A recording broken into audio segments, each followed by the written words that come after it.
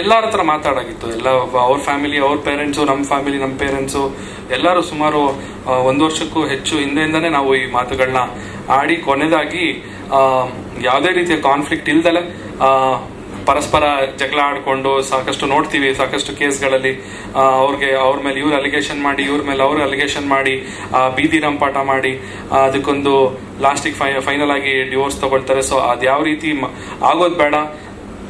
ನಾವ್ ಯಾವ ರೀತಿ ಮದ್ವೆ ಆಗ್ಬೇಕಾದ್ರೆ ಒಂದು ಖುಷಿಯಾಗಿ ಮದ್ವೆ ಆಗ್ವಿ, ಸೊ ಬಿಟ್ಟೋಗ್ಬೇಕಾದ್ರೂ ಆ ಒಂದು ಮನಸ್ಥಿತಿಲೇನೆ ನಾವ್ ಎಂಡ್ ಮಾಡೋಣ ಅಂತ ಅನ್ಕೊಂಡು ಈ ತರ ಮಾಡಿ.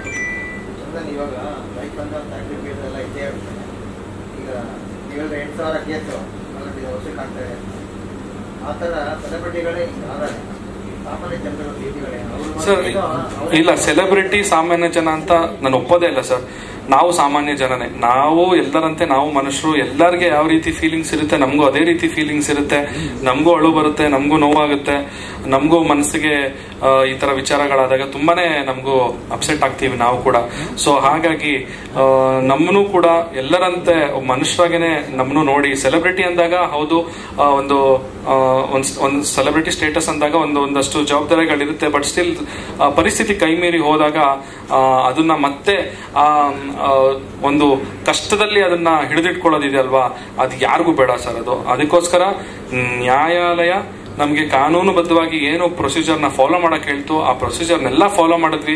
ಆ ಪ್ರೊಸೀಜರ್ ಫಾಲೋ ಮಾಡಾದ್ಮೇಲೆ ನಮ್ಗೆ ಫೈನಲ್ ಆಗಿ ಡಿವೋರ್ಸ್ ಸಿಕ್ಕಿದೆ. ಸರ್ ನೀವು ಅಷ್ಟೆಲ್ಲ ನಾವು ಹೇಳಿದ್ರು ಹೆಸರು, ನಾವು ವ್ಯಕ್ತಿ ಹೆಸರು ಹೇಳ್ತಾನೆ ಇಲ್ಲ. ಆ ವ್ಯಕ್ತಿ ನಿಮ್ಮ ವೈಯಕ್ತಿಕ ವಿಚಾರ ಅಷ್ಟೇ ಅಲ್ಲ, ಕನ್ನಡ ಚಿತ್ರರಂಗದ ವಿಚಾರ ಬಂದಾಗೂ ಕೂಡ ಸಾಕಷ್ಟು ವಿಚಾರಗಳು ಅಂದ್ರೆ ಆತನಿಗೆ ಸಂಬಂಧಪಟ್ಟ ವಿಚಾರಗಳಿಗೂ ಕೂಡ ಪ್ರತಿಕ್ರಿಯೆ ಕೊಡುವಂತಹ ಚಾಳಿಯನ್ನ ಆ ವ್ಯಕ್ತಿ ಇಟ್ಕೊಂಡಿದ್ದಾರೆ. ಆ ವ್ಯಕ್ತಿಯ ಹೆಸರನ್ನು ನೀವು ಯಾಕೆ ಎಲ್ಲೂ ಮೆನ್ಷನ್ ಮಾಡ್ತಾ ಇಲ್ಲ? ಎಚ್ಚರಿಕೆ ಆಗುತ್ತೆ. ಕನ್ನಡ ಚಿತ್ರರಂಗದ ವಿಚಾರದಲ್ಲಿ ಸಾಕಷ್ಟು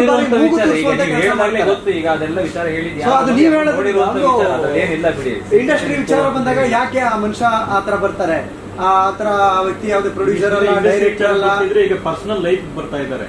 ಈಗ ಇಂಡಸ್ಟ್ರಿಗೆ ಇದ್ದವ್ರು ಈಗ ವೈಯಕ್ತಿಕವಾಗಿ ಟಾರ್ಗೆಟ್ ಮಾಡ್ತಿದ್ದಾರೆ. ಇವತ್ತು ನೀವು, ನಾಳೆ ಇನ್ನೊಬ್ರು, ನಾಡಿದ್ದು ಮತ್ತೊಬ್ರು ಹೇಳ್ತಾರೆ. ಫೋನ್ ಮಾಡಿಲ್ಲ, ಹೇಳಿಲ್ಲ.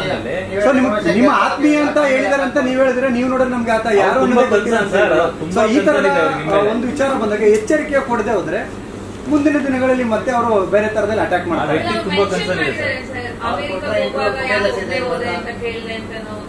ಪ್ರಶ್ನೆ ಮಾಡಿದಂತೆ ಯಾಕೆ ಅವ್ರನ್ನ ಬಿಟ್ಟು ಹೋದೆ ಅಂತ, ಆ ಟೈಮಲ್ಲಿ ಅವ್ರನ್ನ ಬೇರೆ ಕಡೆ ಬಿಟ್ಟು ಹೋದ್ರೆ ಆತರ ಎಲ್ಲ ಹರಡೋದ್ರಿಂದ ಈಗ ನೀವು ಕ್ಲಾರಿಫಿಕೇಶನ್ ಕೊಡ್ತಾ ಇದ್ದೀರಾ. ಬಟ್ ಇವಾಗ ನಿಮ್ಮನ್ನ ಇಷ್ಟಪಡುವಂತ ಜನ ತುಂಬಾ ಇದ್ದಾರೆ ಈ ಜೋಡಿನ.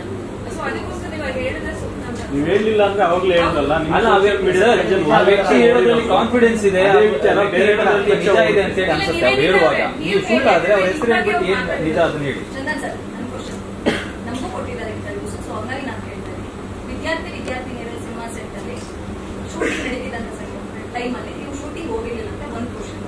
ನೀವು ಯಾಕೆ ಹೋಗಿಲ್ಲ, ಯಾಕೆ ಹೋಗ್ಬಾರ್ದಿತ್ತು ಅನ್ನೋದು ಪ್ರಶ್ನೆ ಏನಂತಲ್ಲ, ಶೂಟಿಂಗ್ ಹೋಗಿದ್ರ ಹೋಗಿರ್ಲಿಲ್ಲ.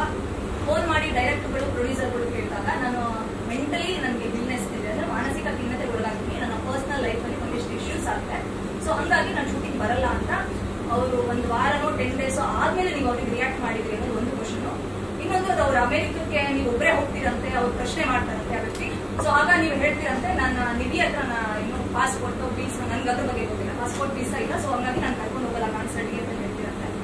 ಸೊ ಬೇರೆಯವ್ರ ಜೊತೆ ಆಕೆ ಫಾರಿನ್ ಹೋಗೋದಕ್ಕೆ ಪಾಸ್ಪೋರ್ಟ್ ವೀಸಾ ಇರುತ್ತೆ, ಚಂದನ್ ಜೊತೆ ಹೋಗೋದಕ್ಕಿಲ್ಲ ಅಂತ ಆ ವ್ಯಕ್ತಿ ಹೇಳಿದ್ರು. ಅವರು ನಿಮ್ಮ ಮಧ್ಯದಲ್ಲಿ ಯಾಕೆ ತಲೆ ಹಾಕಿದ್ರು ಗೊತ್ತಿಲ್ಲ, ಬಟ್ ರಿಯಾಕ್ಷನ್ ನನಗೂ ಕೊಟ್ಟಿದ್ದಾರೆ. ವಿದ್ಯಾರ್ಥಿನಿಯರು ಶೂಟಿಂಗ್ ಹೋಗಿರ್ಲಿಲ್ಲ, ಅದಕ್ಕೆ ಕ್ಲಾರಿಟಿ ಫಸ್ಟ್ ಅದನ್ನ ಹೇಳ್ಬಿಡ್ತೀನಿ. ಅದ್ ಯಾವತ್ತಂತೆ, ಯಾವತ್ತು ಶೂಟಿಂಗ್ ಆಗಿ ಅವಾಗ ಇದು ವಿದ್ಯಾರ್ಥಿನಿಯ ಪ್ರೆಸ್ ಮೀಟ್ ಇನ್ನೇನು 15ನೇ ತಾರೀಕು ನಡೆಯುತ್ತೆ. ಅವತ್ತು ಡೈರೆಕ್ಟರ್ ಕೂಡ ಸ್ಟೇಜ್ ಮೇಲೆ ಇರ್ತಾರೆ, ಆ ಸಿನಿಮಾ ಇಡೀ ತಂಡ ಇರುತ್ತೆ. ನಾನು ಒಂದು ದಿವಸನಾದ್ರೂ ಶೂಟಿಂಗ್ ಸೆಟ್ಟಿಗೆ ಲೇಟ್ ಆಗಿ ಹೋಗಿದ್ದೀನಿ ಅಂತ ಅವ್ರು ಹೇಳ್ಬಿಡ್ಲಿ ನೋಡೋಣ. ಅಲ್ಲಿ ಇರೋ ಬರೋರೆಲ್ಲ ನೋಡಿದಾರ ಶೂಟಿಂಗ್ ಅಲ್ಲಿ. ಇವತ್ತವರೆಗೂ ನನ್ನ ಕಮಿಟ್ಮೆಂಟ್ ಹೆಂಗಿರುತ್ತೆ ಅಂತ ಹೇಳಿದ್ರೆ, ನಾನು ಬರ್ತೀನಿ ಅಂದ್ರೆ ನಾನು ಬರ್ತೀನಿ, ನಾನು ಬರಲ್ಲ ಅಂದ್ರೆ ನಾನು ಮುಂಚೆನೆ ಹೇಳ್ಬಿಡ್ತೀನಿ, ನಂಗೆ ಬರಕ್ಕಾಗಲ್ಲ ಸರ್, ನಾನು ಹಿಂಗೆ ಬೇರೆ ಶೋ ಇದೆ, ಅಲ್ಲಿ ಹೋಗ್ತೀನಿ, ಇಲ್ಲಿ ಹೋಗ್ತೀನಿ. ಕಮಿಟ್ಮೆಂಟ್ ನಾನು ಕೊಟ್ಟಾದ್ಮೇಲೆ ನಾನು ಎಲ್ಲೇ ಇರಲಿ ನಾನು ಶೂಟಿಂಗಿಗೆ ಹೋಗೇ ಹೋಗ್ತೀನಿ. ಇದು ಖಂಡಿತವಾಗ್ಲೂ ಸುಳ್ಳು. ಇದು ಯಾಕೆ ಈ ಮಾತನ್ನ ಅವರು ಹೇಳಿದಾರೆ ಗೊತ್ತಿಲ್ಲ. ಅವತ್ತು 15ನೇ ತಾರೀಕು ಅವ್ರು ಬರ್ತಾರೆ ಪ್ರೆಸ್ ಮೀಟಿಗೆ. ಅವತ್ತು ಬೇಕಾದ್ರೆ ಮುಖಾಮುಖಿ ನನ್ನ ಮುಂದೆ ಈ ಮಾತುಗಳನ್ನ ಆಡ್ಲಿ, ನೋಡೋಣ ಅವತ್ತು ಏನಾಗುತ್ತೆ ನೋಡ್ಬೇಕಾಗುತ್ತೆ. ನಿಮ್ಮ ಕಾಂಬಿನೇಷನ್ ಅಲ್ಲಿ ಸಿನಿಮಾ ಬರ್ತಿದೆ ಸರ್, ಅದ್ರದ್ದು ಶೂಟಿಂಗ್ ಬ್ಯಾಲೆನ್ಸ್ ಇದೆ ಅಂತ ಆ ಡೈರೆಕ್ಟರ್ ಪ್ರೊಡ್ಯೂಸರ್ ಹೇಳಿದ್ರು. ಬಟ್ ನಿವೇದಿತಾ ಮಾಮೇನೋ ಮಾತಾಡಿದ್ದಾರೆ, ನಮ್ಮಲ್ಲಿ ಏನೇ ಡಿಸ್ಪ್ಯೂಟ್ಸ್ ಇದ್ರು, ಏನೇ ಮಾಡ್ಕೊಡ್ತೀವಿ. So, ಅದ್ರ ಬಗ್ಗೆ plan. ಖಂಡಿತವಾಗ್ಲು ಇನ್ನೊಂದು ನಂದು 1.5 day ಮಾತ್ರ ಬ್ಯಾಲೆನ್ಸ್ ಇದೆ. ಇವ್ರದ್ದು ರೆಗ್ಯುಲರ್ ಅವ್ರದ್ದು ಶೂಟಿಂಗ್ ಶೆಡ್ಯೂಲ್ ಇದೆ. ಅದೇನು 1.5 day ನಂದು ಶೂಟಿಂಗ್ ಇದೆ, ನಂದು ಮತ್ತೆ ನಿವೇದಿತ ಅವ್ರ ಕಾಂಬಿನೇಷನ್. ನಾನು ಹೋಗಿ ಖಂಡಿತವಾಗ್ಲು ಶೂಟಿಂಗ್ ನ ಕಂಪ್ಲೀಟ್ ಮಾಡ್ಕೊಡ್ತೀನಿ. ಬರೀ ಶೂಟಿಂಗ್ ಕಂಪ್ಲೀಟ್ ಮಾಡ್ಕೊಡೋದಷ್ಟೇ ಅಲ್ಲ, ಆ ಸಿನಿಮಾ ಪ್ರಮೋಷನ್ ಆಕ್ಟಿವಿಟೀಸ್ ಅಲ್ಲಿ ಕೂಡ ನಾವು ಭಾಗಿಯಾಗಿರ್ತೀನಿ. ಹೌದು, ಬಿಕಾಸ್ ನಾವು ಕಮಿಟ್ಮೆಂಟ್ ಕೊಟ್ಟಿದ್ದೀವಿ. ವರ್ಕ್ ಕಮಿಟ್ಮೆಂಟ್ಸ್ ಅಂತ ಬಂದಾಗ ನಾವು ನಾ ಹೇಳ್ದಂಗೆ ನಮ್ಮಿಬ್ರ ಮಧ್ಯೆ ಡಿಸ್ಪ್ಯೂಟ್ಸೇ ಇಲ್ಲ. ಆ ಥರ ವರ್ಕ್ ಮಾಡಿ ನಿನ್ನ ಕೆಲ್ಸಕ್ಕೆ ನಾನು ಬರಲ್ಲ, ನನ್ನ ಕೆಲ್ಸಕ್ಕೆ ನೀನು ಬರಬೇಡ ಅಂತೆಲ್ಲ ಆ ಥರ ಎಲ್ಲ ಇಲ್ಲ. ಚಂದನ್ ಏನೇ ಇದ್ರೂ ಕೂಡ ನಾನು ಸಪೋರ್ಟ್ ಮಾಡ್ತೀನಿ, ಹಾಗೆ ಅವರು ಕೂಡ ನನ್ನ ಸಪೋರ್ಟ್ ಮಾಡ್ತಾರೆ. ನಮ್ಮಿಬ್ರು ಮೂವಿನ ನಾವು ಹೇಗೆ ಕಮಿಟ್ಮೆಂಟ್ ಕೊಟ್ಟಿದ್ದೀವಿ ಅದನ್ನು ಕಂಪ್ಲೀಟ್ ಮಾಡಿ ಅದ್ರ ಪ್ರಮೋಷನ್ ಆಕ್ಟಿವಿಟೀಸ್ ಅಲ್ಲೂ ಕೂಡ ಇನ್ವಾಲ್ವ್ ಆಗ್ತಾರೆ. ಇನ್ನೊಂದು ಕೇಳಿದ್ರಿ ನೀವು ಅಮೆರಿಕಾಗೆ ಏನಕ್ಕೆ ಕರ್ಕೊಂಡೋಗಿಲ್ಲ ಅಂತ. ಅವಾಗ ಶೂಟಿಂಗ್ ಅಂದ್ರೆ ಅವ್ರು ಹೇಳಿರೋದು ಅಮೆರಿಕಾಗೆ ಅವ್ರು ಮೋಸ್ಟ್ಲಿ ಕೇಳಿದ್ರು ಅನ್ಸುತ್ತೆ ನನಗೆ, ನೀವು ಎಲ್ಲೋ ರೀಸೆಂಟ್ ಆಗಿ ಎಲ್ಲೋ ಹೋಗಿ ಬಂದ್ರಲ್ಲ USA ಅಂತ ಕೇಳಿದ್ರು. ಅವಾಗ ನಾನು ಹೇಳಿದೆ ಹೌದು, ನಾನು USA ಟೂರ್ ಮಾಡ್ಕೊಂಡು ಬಂದೆ, ನನ್ನ ಶೋಗಳಿತ್ತು, 8 ಶೋಗಳಿತ್ತು, ನಾನು ಮುಗಿಸ್ಕೊಂಡು ಬಂದೆ ಅಂತ ಹೇಳಿದೆ. ನಿವೇದಿತ ಅವರು ಅಂತ ಕೇಳಿದ್ರು. ಇಲ್ಲ ಸರ್, ಅವ್ರದ್ದು US ವೀಸಾ ಇರಲಿಲ್ಲ, US ಹೋಗೋಕೆ ಸಪ್ರೇಟ್ ವೀಸಾ ಬರುತ್ತೆ, ಅದು ಅವ್ರಿಗೆ ಗೊತ್ತಿರ್ಬೋದು. ಅದೇ ಅಂದ್ರೆ ಪಾಪ ಅವ್ರಿಗೆ ಟ್ರಾವೆಲಿಂಗ್ ಮಾಡಿ ಅಭ್ಯಾಸ ಇರಲ್ಲ, ಅವ್ರಿಗೆ ಅದ್ರ ಬಗ್ಗೆ ಏನಂತ ಗೊತ್ತಿರಲ್ಲ. US ವೀಸಾ ಸಿಗ್ಬೇಕು ಅಂದ್ರೆ ಆಕ್ಚುಲಿ ನಿಜವಾಗ್ಲೂ ಕಷ್ಟ ಇದೆ. ಇವಾಗ ನನ್ನ ಹತ್ರ ಇದೆ. ಹಾಗೆ US ವೀಸಾ ಸಿಕ್ಕಾದ್ಮೇಲೆ ನಾನು ಚಂದನ್ ಕೂಡ US ಹೋಗಿ ಬಂದಿದ್ದೀವಿ. ಸೊ ಆ ಟೈಮಲ್ಲಿ ವೀಸಾ ಇರ್ಲಿಲ್ಲ ಕಾರಣ ಸೊ ಇವ್ರನ್ನ ಕರ್ಕೊಂಡು ಹೋಗಕ್ ಆಗಿರ್ಲಿಲ್ಲ. ಆಮೇಲೆ ಸೋಲೋ ಟ್ರಿಪ್ ಅಂತ ಬಂದ್ರೆ ಏನಕ್ಕೆ ಸೋಲೋ ಟ್ರಿಪ್ ಹೋಗ್ತಾರೆ ಅಂದ್ರೆ ಅದನ್ನ ಎಕ್ಸ್ಪ್ಲೋರ್ ಮಾಡೋದಕ್ಕೆ. ಅದು ಎಷ್ಟೊಂದ್ ಜನ ಹೋಗ್ತಾರೆ ಟ್ರಿಪ್ ಹೋಗಿದ ತಕ್ಷಣ ಅಂತ ಯಾರ ಜೊತೆನೂ ಹೋಗಿದ್ದೀನಿ ಅದೆಲ್ಲ ಸುಳ್ಳು. ಯಾಕಂದ್ರೆ ನಮ್ಮ ಕನ್ನಡಿಗರು ಇಲ್ಲಷ್ಟೇ ಅಲ್ಲ, ಪ್ರತಿ ವರ್ಲ್ಡ್ ಅಲ್ಲೂ ಇದ್ದಾರೆ, ಪ್ರತಿ ಕಡೆನೂ ಅಲ್ಲಿ ಹೋದಾಗ್ಲೂ ಕೂಡ ಸಿಗ್ತಾರೆ, ಫೋಟೋಸ್ ತಗೊಳ್ತಾರೆ, ಸೆಲ್ಫಿ ತಗೊಳ್ತಾರೆ. ಈ ತರ ಒಂದು ಸುಳ್ಳು ಸುದ್ದಿ ಎಷ್ಟು ಬೇಗ ಹರಡಿದೆ ಅಂದ್ರೆ ಯಾರ ಜೊತೆ ಏನಾದ್ರು ಹೋಗಿದ್ರೆ ಕೂಡ ಅದು ಕೂಡ ಅವಾಗ್ಲೇ ಹರಡ್ಬೇಕು. ಸೊ ಇದೆಲ್ಲ ಸುಳ್ಳು. ಅವ್ರು ಕರೆಕ್ಟ್ ಹೇಳ್ದಂಗೆ ತುಂಬಾ ಕಾನ್ಫಿಡೆನ್ಸ್ ಅಲ್ಲಿ ಹೇಳಿದ್ದಾರೆ. ಇಲ್ಲ, ಅವರು ಇವತ್ತವರೆಗೂ ನನಗೆ ಫೋನ್ ಏನ್ ಮಾಡಿಲ್ಲ. ನೆನ್ನೆ ಒಂದು ಮೆಸೇಜ್ ಕಳಿಸಿದಾರೆ ಅಷ್ಟೇ, ನಂಗೆ ವಾಟ್ಸಪ್ ಅಲ್ಲಿ ಬೇಕಾದ್ರೆ ತೋರಿಸ್ತೀನಿ. ಮೆನ್ಸ್ ರೈಟ್ಸ್ ಅಂದ್ರೆ ಪುರುಷರ ರೈಟ್ಸ್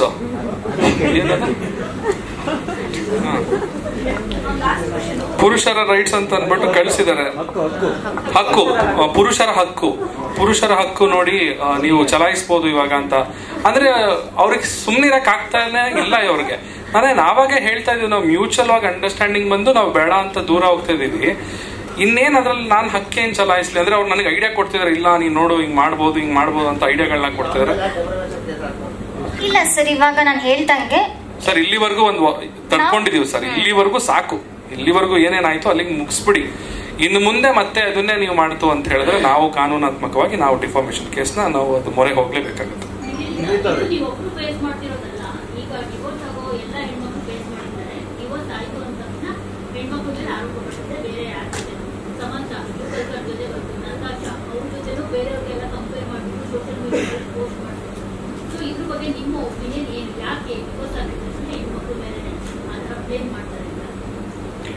ನಂಗೆ ಅದ್ ನಿಜವಾಗ್ಲೂ ಗೊತ್ತಿಲ್ಲ ಏನಕ್ಕೆ ಅಂತ.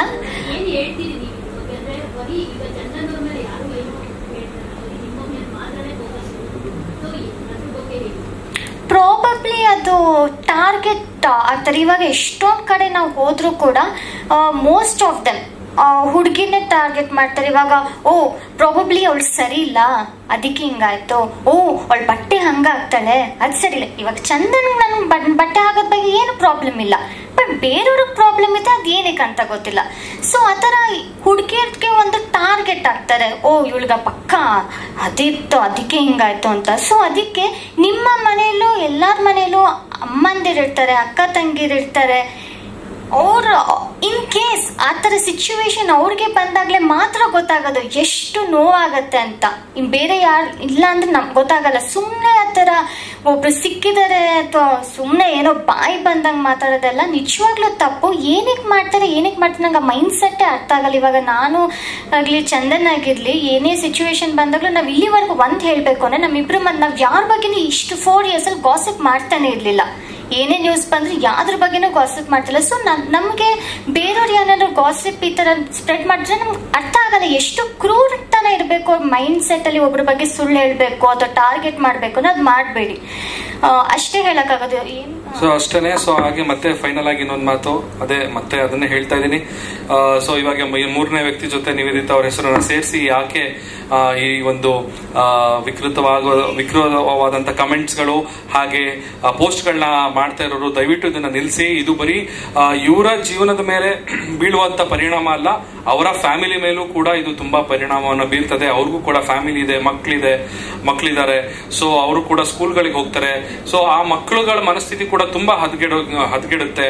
ಸೊ ಈ ರೀತಿಯಾದಂತೆಲ್ಲ ವದಂತಿಗಳನ್ನ ಕೇಳಿದಾಗ, ಯಾಕಂದ್ರೆ ಇವಾಗಿನ ಜನರೇಷನ್ ತುಂಬಾ ಫಾಸ್ಟ್ ಇದೆ, ಮಕ್ಕಳುಗಳಿಗೂ ಕೂಡ ಈ ತರ ಸುದ್ದಿಗಳು ಗೊತ್ತಾಗುತ್ತೆ. ಸೊ ಹಾಗಾಗಿ ದಯವಿಟ್ಟು ಇದನ್ನ ಇಲ್ಲೇ ನಿಲ್ಸಿ. ನಿಮ್ಮಲ್ಲಿ ಮತ್ತೊಮ್ಮೆ ನೀವೇನೇ ಮಾಡಿ ಆಯ್ತು, ನೀವು ನಮಗೆ ಸಪೋರ್ಟ್ ಮಾಡದೇ ಇರಿ, ಪರವಾಗಿಲ್ಲ, ದಯವಿಟ್ಟು ನಮ್ಮ ಮನಸ್ಸುಗಳಿಗೆ ನೋವು ಮಾಡಬೇಡಿ. ಮತ್ತೊಮ್ಮೆ ನಿಮ್ಮೆಲ್ಲರಿಗೂ ಈ ಒಂದು ಪ್ರೆಸ್ ಮೀಟಿಗೆ ಬಂದಿದ್ದಕ್ಕೆ ಎಲ್ಲ ನನ್ನ ಮಾಧ್ಯಮ ಮಿತ್ರರಿಗೆ ಹಾಗೆ ನನ್ನ ಸ್ನೇಹಿತರಿಗೆ ಮತ್ತೊಮ್ಮೆ ಧನ್ಯವಾದಗಳನ್ನ ಹೇಳ್ತೀನಿ. Thank you so much. Thank you.